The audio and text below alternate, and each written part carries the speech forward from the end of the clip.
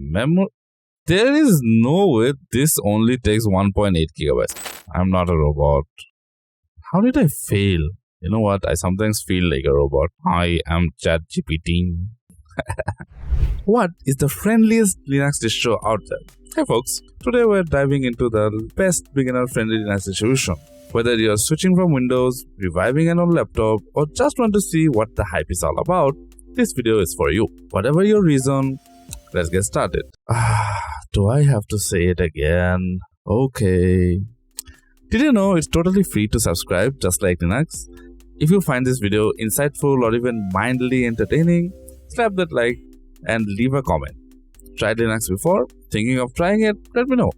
And if you want to support more Linux content like this, check out my Patreon, link in the description. In the ring today, we have Linux Mint, Pop OS, Ubuntu, and just as a bonus, we have Zorin OS. It may be an odd pick for some people, but I'd like to include it because, oh well, we're testing out, so there's no harm in it. And download links to all of them are in the description. Watch till the end and grab the one that fits you best, or if you got a better suggestion, drop it in the comments. Okay, that's enough interaction for one video. Step 0, the website. Okay, hear me out. This is a very overlooked thing, but I personally think the website matters because that is the first exposure we will have to the distro itself or what it is capable of. So let's take a quick look at the website. So here's Linux Mint. If you just Google Linux Mint, the first link that pops up is Linux Mint Home. Let's go to the home. And in here you can see it's really easy to understand. We have downloads, install instructions. So we have instructions. If you click on instruction, you'll get the full guide on how to install this. You won't be needing this. You can read it on your own leisure. We want to download. Just clicking on this takes us to this page right here. It's really nice. We have Cinnamon. So this is basically the desktop environment. So you can see that it gives us a look of what it looks like, so we can pick whichever one we want. So that's pretty nice. So I went to the Cinnamon edition. So by clicking on download, and in here you can see that it gives us information, what size it is, again the install guide, release announcement, release notes, and torrent. But I think at this point it gets a bit confusing because most people, like most of us, I think will just stick here and expect something to happen. But if you scroll down a bit, you'll see that there are mirrors to download. So if you're someone who likes to scroll down, this is really nice. You have integrity and authenticity, so we can check if the distro is valid. That's great. So we have download links. We can just click on one of them and it will download. I obviously have them all downloaded and set up, so I won't be doing that. We can get it from here. Now that's Linux Mint. Let's go to our next one, which is Ubuntu. Now Ubuntu, again, pretty straightforward. Search for Ubuntu, go to the first link. I am treating it like it's the first time we're doing this and we don't understand anything. The tracker settings, obviously, we just accept things at this point. And we can download this, so we can click on download for free. So I obviously like to get this one. This is basically the almost like saying bleeding edge. It's very new and it's prone to be a bit unstable at times. Clicking on download. Now this is better because it just downloads. So as you can see, it started downloading. Then next up we have Pop OS. Just click on the first link and again simple website. We just have download, donate to Pop. So you can support the system's 76 people. If I just click on download, again just want to download this. That's nice. We have instructions. So we have it. I won't go through every instruction because obvious reasons. I don't want the video to be too big. Now this I like a lot because it gives us a file size. Nice. It gives us recommendations. So what is the minimum requirement to run this operating system, which the other ones doesn't. And then there are classes, so computers with Intel or AMD, 10 series and older. So this basically doesn't need anything. It tells us we need to disable secure boot, which is a really good reminder. Now there is another version, LTS with NVIDIA, and I would say that if you just scroll down, it will pop up naturally, where you don't have to actively look for it. So if you have a NVIDIA card, I would recommend getting this because you will see a bit later that if you have an NVIDIA card, there is a bit more setup that needs to be done. And then there is a Pop OS for Raspberry Pi. Now this is really nice. Again, I'll just get the normal one. So if I just download it, as you can see, it's even straightforward. It just starts to download. You want the OS, you can have it. Take it. I would recommend you just explore a bit before just jumping into a Linux distribution.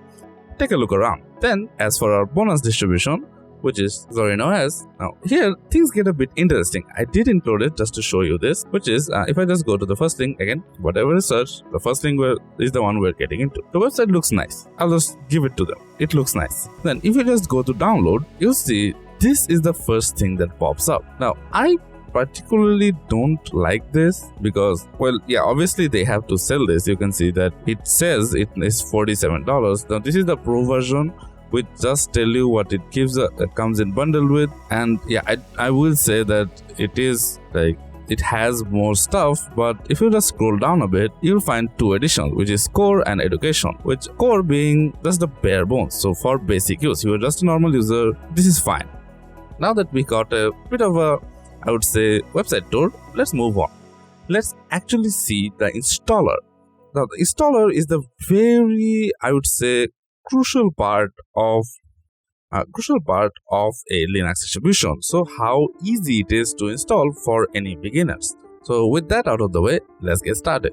First, Linux Mint. Let me just run the VM, and here we go. Again, I don't want to just lie to you and say that, no, this is on a hardware level. No, obviously I'm using a VM, and let us see. There we go. I'll kinda keep track of how long it takes to boot up, and if they have a live environment or not. So it is easier to keep track of, and it booted up. So as you can see, it does boot up with an actual desktop environment, and you'll be forgiven to think that your system is just installed, but no, this is what is known as a live environment, and is great if a distro has this because we can actually check out what application it comes with. And this will not be full tutorial on how to install Linux Mint. I do have videos on that, you can go check them out. I'll just skim through them as fast as possible. So continue.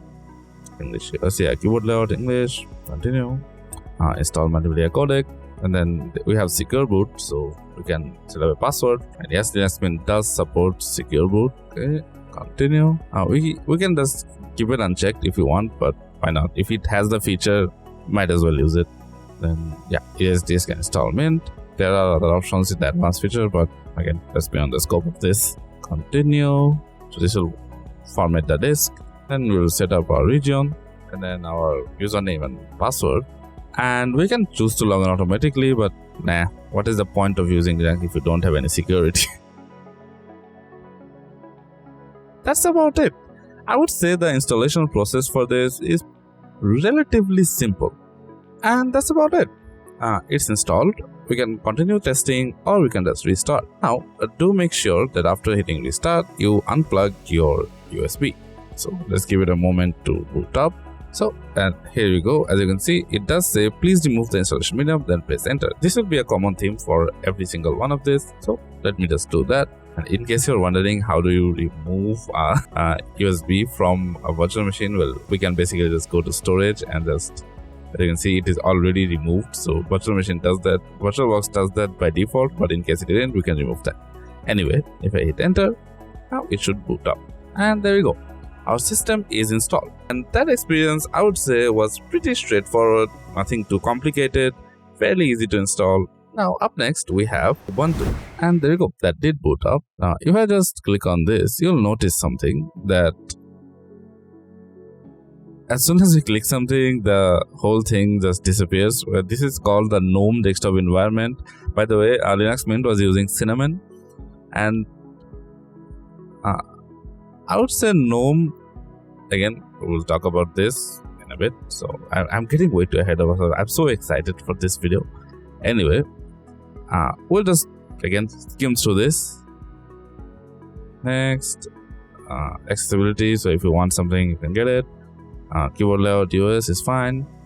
Use a wired connection, obviously. So this is a menu that's really nice, which is it allows you the option to have wireless menu. So I'll give you an extra point for you. This Ubuntu. We also have the option to not to connect to the internet, but yeah, with a wired connection. An update is available, so we can update the system right now. But again, not now. We'll just skip this. We'll just install Ubuntu. If you want to try it out, there is an option to try it out. Install it. Indirect installer. There is an automated installer, but again, it's for it just says here advanced users. We'll skip it. We'll just go interactive installer. Would like to start. There is extended and default. We'll go with default. I think extended installs a lot of things, so never mind. Install hardware, graphics and hardware, obviously. in case you are using NVIDIA stuff and maybe some device that is kind of proprietary, so it's supports for additional media formats. This is great to have in case if you just work with media and stuff. It's a great addition. And again, same thing. Yes, this can install Ubuntu. Obviously, we're doing it in a virtual machine. And then same thing as before. Now the installer is a bit like bugging out a bit. Maybe I didn't update, but spaceship 2 password, and there we go. Yeah, it's a simple password just to get things working. Next, and then just select a region. Hit next, and this is nice thing. It gives us an overview of what we're doing and what is installing where. If you have disk injection, so again, thought out. Yeah, a much more thought out installer. So Ubuntu now, Ubuntu is here for a long time, but yeah, there is a bit of flickering going on. I don't know why that is. Again, probably because I didn't update it or whatever, but also it may be caused by the because I'm running it in a virtual machine. So let me know if you get anomalies like this in your installation. We'll wait for it to install, and then let's give you a quick glimpse of it. So there we go. It is installed, and we can do the same as before. Restart now, and I think this will also stay to remove our bootable media. Yep, installation medium, remove the installation medium and press enter. We have it already removed, so press enter and let's wait for it to boot up. So that took a long time, and in the middle of it, I went to take a dump. The installer itself, fine. The install time, I don't know if it's my internet or what, but could be better. And there you go. It's welcoming us. Again, we will not go in just yet. We have to check 2 more. Next, we have Pop OS. Now, this is a distribution that is really nice, as it is one of those distributions that is kind of purpose built. I think it's most popular because many of the gaming things that is really a hassle in Linux. Well, Linux and gaming has gotten better. I won't say it didn't get better. It did get better, but and again, the install thing seems similar. You need to load the kernel first. So let me just close this and try it without the secure boot. So let's see here. TPM none. Where is it? There we go. Enable secure boot. I'll turn it off. And now let's see if this works. Yeah, there you go. So the secure boot does have an impact on Pop OS. So that is quite interesting. So Linux Mint supports a secure boot. Ubuntu supports secure boot, but apparently Pop OS doesn't. It's good to know. And yeah, it does say on their website. So it's really great that they mention it. See, that's why we checked out the website. And there you go. It did boot up, and I think they are using the Cosmic Desktop. Oh, it says not responding. Wait. I will wait. Okay, there you go. It worked. Wait. So it does have a bit of an issue. How about I do force quit? Yeah, let's just not do that right now. Let's get to the installation. Open this. Hit select. I'll just go with, again, the default things. So there you go. Okay, so we have clean install, custom install, nice clean install. Yeah, this drive right here, install. Okay, it asks for a name. I'll just put that. There you go. And we can also, I think, change the username. Yeah, I can change the username without affecting the full name. That's nice. We need a password. Okay, so this is a multi-step process. So there you go. Encryption process. Don't encrypt. We don't want drive encryption. So this is great that it explains what each of these things are. So what is encryption and what is benefits. So I don't want to encrypt. Oh, that's it. You know what? To be honest, this probably is the simplest one of them all. As for the installer itself, I think this is probably the simplest, where it just asks you a few basic questions and then you're off to the races. But I do think that although that is really nice, kind of takes away from having that control. But again, it's Linux, so if you don't like something, you can just add it or remove it later. That didn't take that long. So we can restart device. Okay, so they give us a terminal option so we can do stuff, but we'll just restart. I like how for this one the fonts are larger. No, I do like it. that also booted pretty fast. You know what? I'll probably put this in I don't know, grid or something that will show how fast each of them does it. So there you go. And let's see our system. I don't see a system. Oh, there you go. So there are and again a few more configurations that needs to be done. Again, we can do that later. Then we have Zorin OS. Let's see how this does. Okay, so far all of them have a live desktop environment, a live system, which is great. But it is taking its sweet time. And keep in mind, all of these VMs are configured exactly the same. So it's not like one of them is getting more resources than the other, but all of them are configured exactly the same. So it all boils down to the system itself. Okay, this is a nice looking installer. So we're installing it. Keyboard layout is fine. So this will update the system. Sure. We can...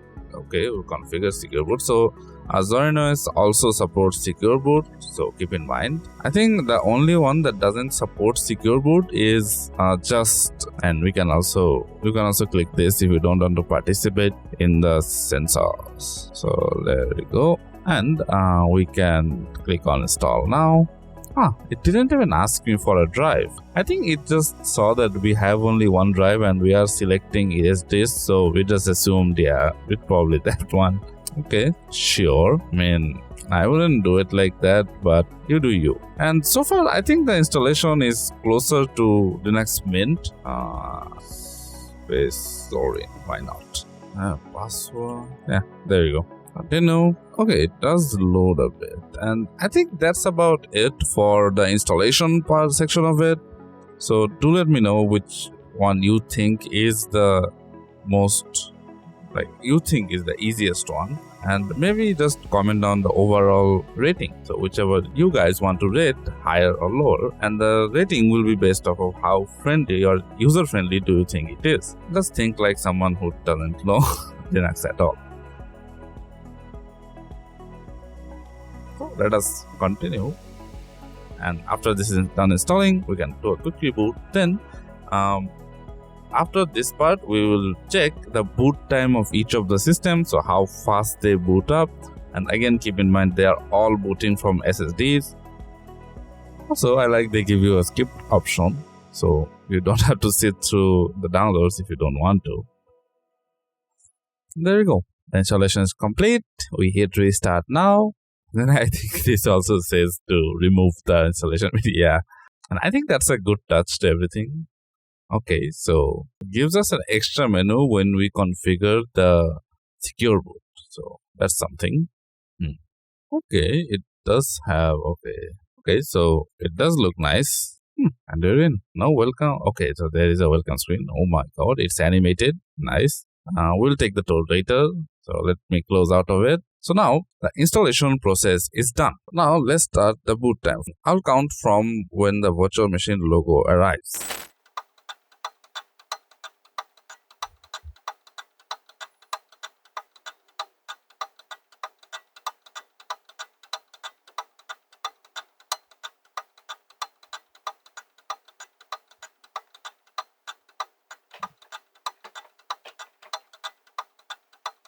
Oh.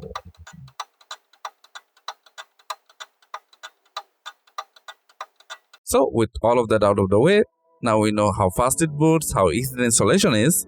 Now we just have to check for the actual system. So we'll see how the first look is, so how it greets us, how it gives us a tour, what is available. So we'll check on all those things right now. First of all, Linux Mint. And if you didn't know, Linux Mint is probably regarded as the best Linux distro out there. So we log in, and the very first thing that I will do is change the resolution. Okay, that didn't take that long, but could be better. Sure. So it's saying welcome to Linux Mint. I feel welcome. Let's go.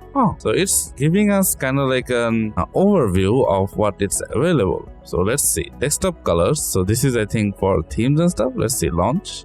Yeah. So if I go dark, it's nice. So it gives us a simple UI to kind of get like themed and stuff. So we'll go with this one. It looks better. Now the system snapshot lets us automatically text. Now this is a really good thing because with Linux, you have the option to have basically a screenshot of your entire system. So let's just launch it. Okay, so it is using time shift. And we can set it up however you like. There is rsync and btrfs, but I think by default it is using rsync. Keep the system safe. There you go. Now we have a system backup. It's really nice. So if you want me to make a video on this specifically, on how it works and how everything goes with this, let me know in the comments below. There's a lot of things I'm saying to comment down below. Make sure to fill the comment section with things you want to say. Now these are the two I think probably really nice to have. So the driver manager and the update manager. Now for this video, I specifically had the goal that how long we can go without using the terminal, because the one thing that drives away beginners or maybe someone who is like not that adept in the dark arts of Linux is that they have to use a lot of terminal. Like for example, Arch Linux, you literally have to live on the terminal even if you have a GUI. So for that, I applaud Linux Mint. It's really nice. So we can launch it, and then I really like this, like where it's basically just explaining what to have, what you don't have, and what each of them does. So this is really nice. So I think the driver manager on Linux Mint is like really robust. So if you have drivers that are missing, it will actually tell you that, hey, you need this driver, you are missing this. That's great. We have a driver manager, really nice.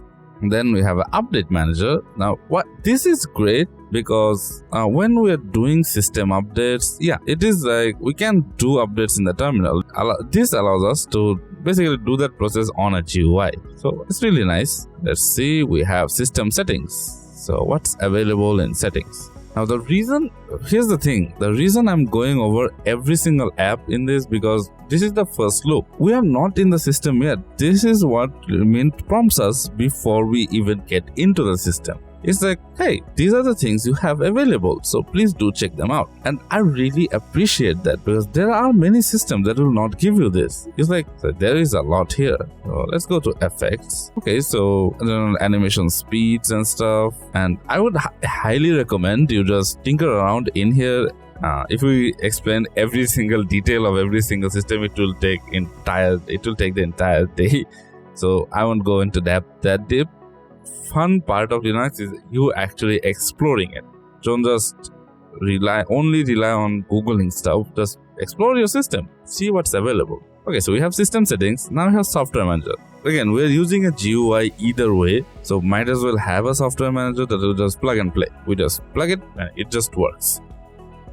So I think it takes a bit to kind of get itself set up, and it does say where it's getting it from. So you can see it has FlatHub, so it is installing it from Flatpak. As soon as you boot up, you can see the major applications like OBS, like Sublime Text, Discord, WhatsApp. This is WhatsApp, by the way. We have Office applications, so Vim, LibreOffice. So it is installed. It has a nice check mark to it if it's installed, and we have Firewall. So I won't go through this too much, but I would like to install Steam, because I would assume that most people would want to use Steam. And this just to show you how the package manager actually works. So if we click on this and hit install, so you can see system package. This means that it will use our system's package manager, which is apt, and usually it's really easy. So here it just tells us how much storage it will take, how much disk space will be used. It's great. And the nice thing about this type of package manager, it will tell you what it's installing or it's installing. So if you're unsure about a package, which is like you're trying to install but you're not sure what it's installing, it'll just tell you what it's installing. So if you find something that's probably not great for your system, then you can just stop installing it, obviously. So you don't have to worry too much about, okay, is this safe, is this not safe? So that's about it. So make sure, obviously, check what you're installing. If it's like something really popular where it's like Steam and then like Visual Studio Code, for example. Also, here's something to note. I think the official VS Code is not available in this package manager because it's in Flatpak, but you can install deb packages. So if you go to the website, you will find DB packages or any packages that is made for Ubuntu or even Debian. It will mostly support on Linux Mint because, well, it is based off of Ubuntu at the end of the day. So yeah, that's it. So let us see how far is our install coming along. Wait, why did it go back? I think it's installing now. Oh yeah, it's installing. And would you believe me if I told you I don't have a single Steam game bought because I am so broke right now. I can't afford a single Steam game.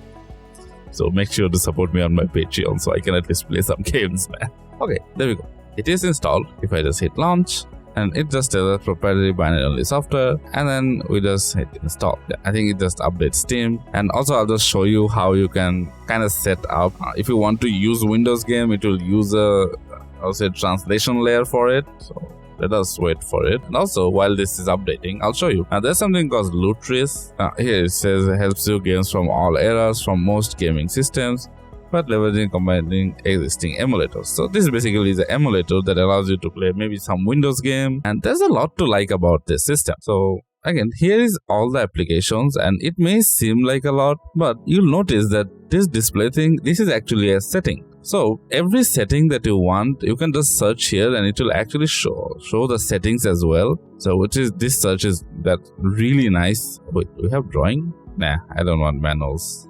We can draw. So this is basically paint. Oh, it's smooth it's so smooth. Oh yeah, I just picked a different shade of red. Nice.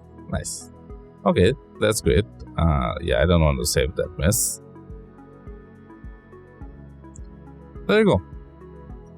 Steam works, and to enable again the Windows thing. Okay, for some reason it's a bit, I would say, oh no, this is the thing that's the issue. Anyway, if I go to Steam, settings, in here I think there is an option that says support, I think. Yeah, there you go, compatibility, and just enable this. Let's restart it. And if we go to, I think we have a system monitor. If I open this up, you can see how much resource it's taking. And now if I go back to settings and then compatibility, yeah, there you go. We have Protons, and this is basically what allows you to use or play like Windows games onto Linux. And yeah, I think that's about it. So if I do system, I want to see how much resource it's taking. System monitor. Okay, yeah, there we go. I'll just close this. Let's see what is taking by default. Okay, so as for memory, it's taking 2.3 gigabytes of memory at idle, and CPU usage is okay. There is a spike there, but other than that, it's fairly normal, to be honest. What if I open something? What if I open a Firefox? Also, you can check out this video that I explored a lot of browsers if you don't know what browser to use. Okay, that was a huge spike for opening out just a browser. It does seem that it's pretty straightforward. And so if you are again really new to this Linux thing, I would recommend going with Linux Mint, but we're not done yet. Let's get on with the next one. Let me just shut this down. So how long does it take for the system to turn on? Oh, it's quite fast, to be honest. First things first, display settings, change the resolution. Why is it so bright? We'll get to that. Apply. So far, as you can see, that it's really simple to do stuff. So, welcome to Ubuntu. Thank you for welcoming me. Next, Ubuntu Pro. Enable Ubuntu Pro. There is okay, so they have a Pro version. We'll skip for now. We don't want Pro right now. Yeah, we can share system data, and it actually helps them improve, but I don't know, I'm just paranoid. I don't want to send them anything. Anyway, oh yeah, this also has an application center, and it does tell us to check it out. And again, we are just going off of how it is. So how friendly it is to us. So if we just open up App Center, and as soon as you open up, you know what? I do like the interface of this, but the one thing is, it's really like too bright for me. There we go. This has a much larger like app gallery, I would say. Okay, so it has an update thing, so we can update Firefox, so we can switch channels. We have Snap, we can update that. We'll install Steam. Let it install, and then we can switch it. So okay, so this gives us the option to switch channels. So if you want beta updates and whatnot, yeah, here's a beta, so whichever one we want, we'll go with the stable one, obviously. Hit install. Okay, it's asking for our password. Nice. And then we have productivity. Okay, we have browsers, all the browsers we can need. We have Opera, we have OnlyOffice. This is really nice. Okay, so now that is installing, is it installing? Yeah, it's installing. Let us continue on with the exploration. The one thing like I do not like about this GNOME is when you go to apps, it just opens up this huge menu. Like I like a smaller menu Okay, so system monitor popped up first. Let's check it out. Memory. There is no way this only takes 1.8 gigabytes. Ubuntu takes 1.8 gigabytes. What the heck was I doing? Okay, it's a really lightweight system there. Interesting. And also it's doing stuff. Let it finish downloading. The installation we did, it doesn't have a lot of the application usually baked into like GNOME, for example. Like the desktop environment, if you don't know what I'm talking about, please check out this desktop environment video that I made where I installed a lot of desktop environments. Anyway, there is utilities. We have fonts, okay, characters, disk. Is the Steam done installing? Okay, Steam is done. Now, how much system resources are you taking? Where's RAM? Okay, there you go. Memory. It takes 1. You know what? I'm really like flabbergasted right now. I did not expect Ubuntu to be this lightweight. Anyway, and as for CPU, it's pretty stable, I would say. We have options. We have Ubuntu. Okay, Ubuntu. Here you go. This is basically Ubuntu in KDE Plasma. Basically Ubuntu, but in KDE Plasma. We have, I think, Ubuntu, which is, oh my god, I'm not a robot. How did I fail? You know what? I sometimes feel like a robot. I am ChatGPT. Fire hydrant, remove fire hydrant, sure. Verify. Nice. Done. So we have Ubuntu. Which is basically again Ubuntu, but with XFCE desktop environment. I don't know. Can I go to the picture? Oh yeah, there you go. I don't think I have to log in to show you this, but I think it's the same process as Ubuntu, Linux Mint. So I'll just close this. That was just to show you that installation works. So that's about it, I think. The resources are nice, and as soon as I close it, it just goes down to 1.6, which is really, again, I still can't wrap around my head around that. How is that even possible? So, okay. Sure, Ubuntu. I see you. You're great. But that was Ubuntu. Next is Pop OS. So let's open it up and see how it does. Again, just remember, we're counting the first impression. So whatever the guide or whatever pops up first, we'll go through it all and then we'll see what's in the system. It's a new desktop environment and I think they did a pretty good job. Okay, so there are setups to be done here. So first things first, display settings, resolution to 1920 by 1080, apply.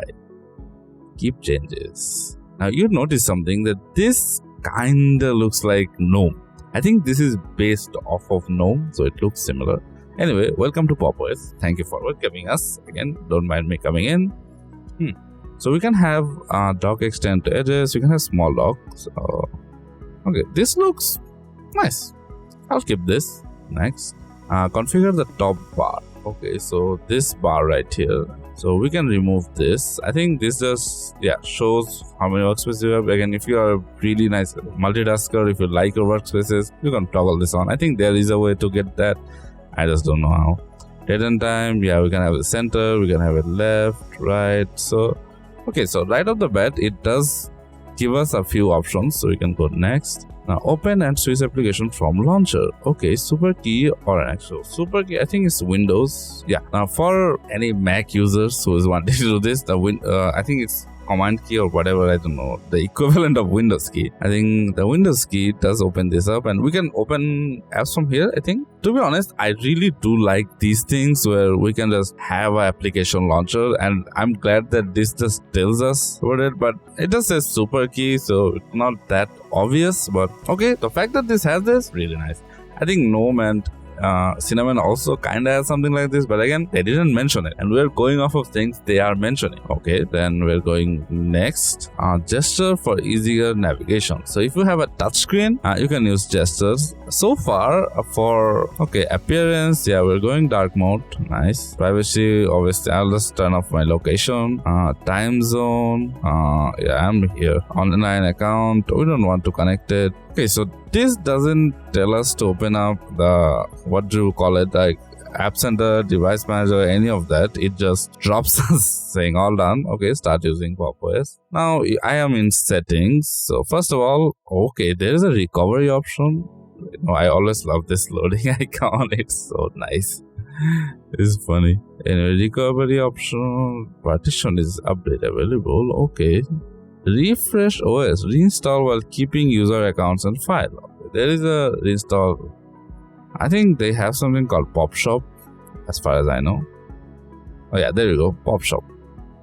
And this, bro, that was so fast. It came up so fast. Fun and games. What is in fun and games? There's a few games and stuff. You know what? We're interested in Steam. Let us install Steam. Okay, it's a bit laggy. Yeah, it lagged a bit for me. I'll just install it. Password. So yeah, while this install. What? Why is it? Why doesn't it let me open it? I think I have to go somewhere else. What? Hey. What? No.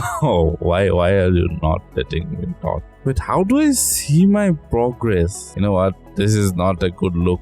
I can see progress here. Okay. Sure. I'm not happy about it, but sure. Okay, so this is a list of applications we have, and I think we can configure notifications from here. Wait, the Steam is installed? No, I think it is not installed, it is being installed. Okay, LibreOffice, Firefox, extensions. Okay, so advanced archive manager. I don't see drivers. The bad thing about these things is that you have to know what you're looking for. But I think I can go. Yeah, I can go to applications. That's nice. System. Another configuration. Disk usage. Okay, I want to enable system monitor. Let's see how much resource you're taking. Okay, 2 gigabytes. I think it is installing. Okay, Steam is installed, so I'll just close this. 2.1. Yeah, it's the same as Linux Mint. I think it's the same but worse. Anyway, let us open Steam. Who knows how long that will take? Oh, it's just updating. I think Linus from Linus Tech Tips, a huge YouTube channel, has an issue with Pop OS. Like, he literally killed the OS itself. So yeah, this is just to test how it holds up, and for now it's not doing that great.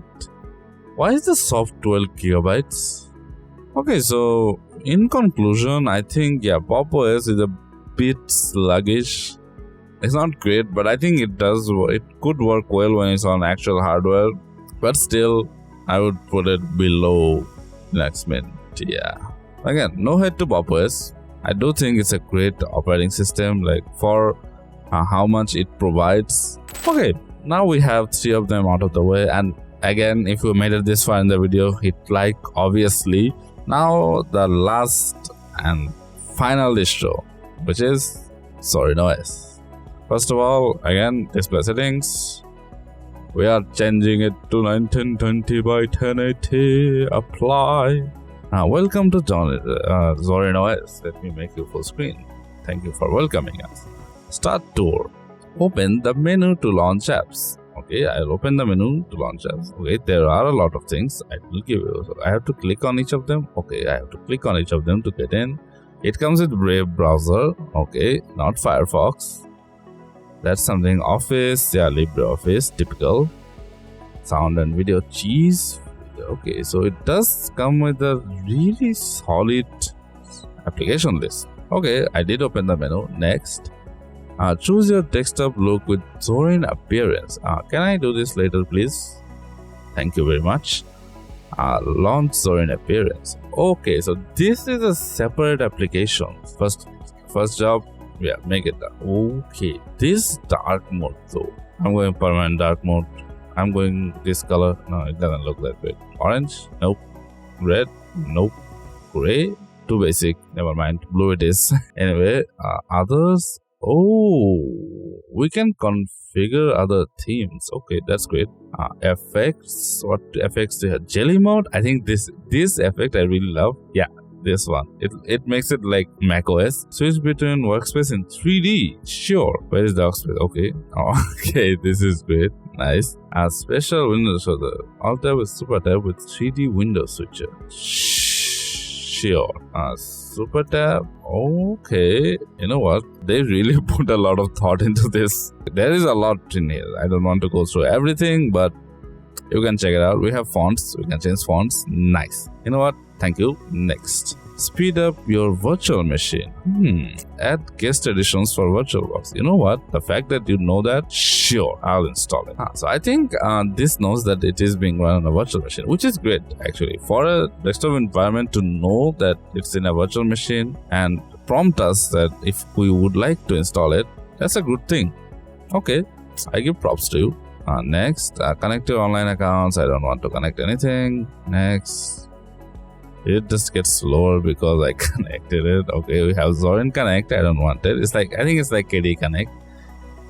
Okay, we have softwares. See, I like this. It tells us that, okay, you have software. You can install stuff. Whoa. Wiggly, wiggly, wiggly, wiggly. Okay, I think this is what Jelly Mode does. Whoa. You know what? I like it. I like it. It's fun. The most important thing is it's fun. If you're using an Linux distro and not having fun, what are you doing? Steam. Let us install Steam Deck Repo Manager. Oh, you know what? So far, Zorin OS, you're doing great. You are doing great. That's it. We hope you enjoyed Zorin OS. Sure, thank you. It also tells us that we can visit the help page. What is taking the GNOME software? So I think this is taking more memory than the shell itself. So I think this is based off of GNOME. So for now, hey, Zorin is doing great. I'm not saying anything, but for a normal day-to-day system, it's doing great. And as for drivers, does it have something to get drivers? Okay, software and updates. This is, I think, to updates. Okay, yeah, there you go. Zorin software supported, free and open source. Okay, there is servers. We have other softwares, so we can install other things. Okay, yeah, there you go. Drivers. We have drivers, updates. So it has auto updates, authentications, where it will authenticate signs from additional drivers. You see? This is great. It's telling us that we can use VMware drivers if we want. Okay, it's done. Let's see if I just open up. It tells us that we need this, so it didn't install it for us. I think that's what it said. I forgot. But yeah, 300 megabytes of stuff. But you know what? The fact that it told us that it needed it, I will give it a pass. Now again, obviously you could have different opinions to me. It's not like I'm shoving my opinions on to you. You can just leave a comment. If you think other distributions are better, don't fight about it. If you think our distribution is better, give your argument. Like, yeah, this is better because it has this, this and this. Maybe I missed something. Maybe I don't know everything. Obviously, I don't know everything. I'm human. Like, I can't know everything. It's not possible. Anyhow, if you made it this far into the video, thank you so much for sticking around, and hope you guys learned something. Hope you guys had a bit of like entertainment out of that. So if you did, then leave a like on the video, subscribe to the channel, and check out the Patreon. I'll try to put up videos early on there, so you'll get videos 2 days early on the Patreon itself. I'll try to put more things. I can think of stuff to put there, but I do want to be more active there. So thank you guys for watching. See you guys in the next one. Bye.